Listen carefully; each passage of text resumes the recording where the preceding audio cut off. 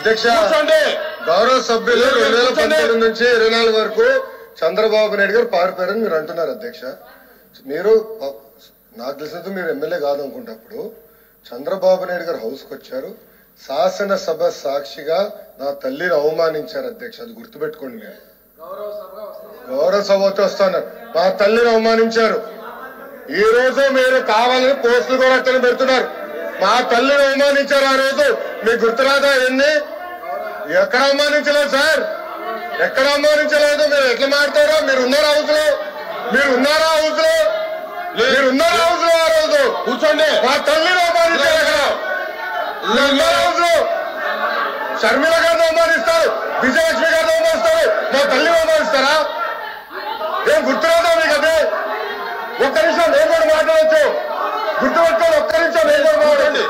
ఏనాడు మేము మాట్లాడలేదు. కూర్చోండి. ఏనాడు జగన్మోహన్ రెడ్డి గారి కుటుంబం గురించి మేము ఏనాడు మాట్లాడాల? నేను ఏనాడు మాట్లాడాల? మా సభ్యులు ఏనాడు మాట్లాడాల? కూర్చోండి. శాసనసభ సాక్షిగా మా తల్లిని అవమానిస్తే కూర్చోమంటారా? కూర్చోమంటారా?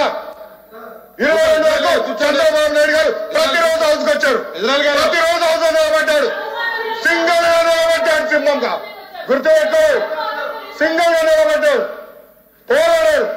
ఆ రోజు మా తల్లి అవమానించారు కనుక బాధ నచ్చుకోలేక సభ బైకాట్ చేసి బయటికి వెళ్ళారు. కానీ ఎమ్మెల్యేలు ఉన్నారు ఇక్కడ. నిమ్మల రామారెడ్డి గారు అన్నారు, స్వామి గారు ఉన్నారు, ఇతర గొట్టుపాటి రవి గారు అన్నారు. అది మాకున్న చిత్తశుద్ధి అండి. ఈ రోజు మీ ఎమ్మెల్యేలు ఎందుకు రావట్లేదు అని అడుగుతున్నా. 10 మంది జగన్మోహన్ రెడ్డి కాకుండా, జగన్మోహన్ రెడ్డి గారు కాకుండా 10 మంది ఉన్నారు, రాలేదు.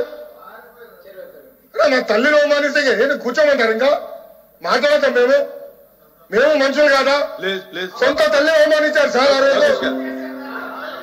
మాడుకున్నా కూర్చోమంటారు. అయితే తెలియకుండా ఏదంటే అది మాడితే ఎట్లా అధ్యక్ష? ఎందుకు ఆ రోజు బైకాట్ చేస్తారో మాకు తెలుసు. నేను అక్కడనే కూర్చోండి. కూర్చోండి, కూర్చోండి ప్లీజ్ ప్లీజ్ ప్లీజ్. ఎల్ఓపి గారు, ఎల్ఓపి గారు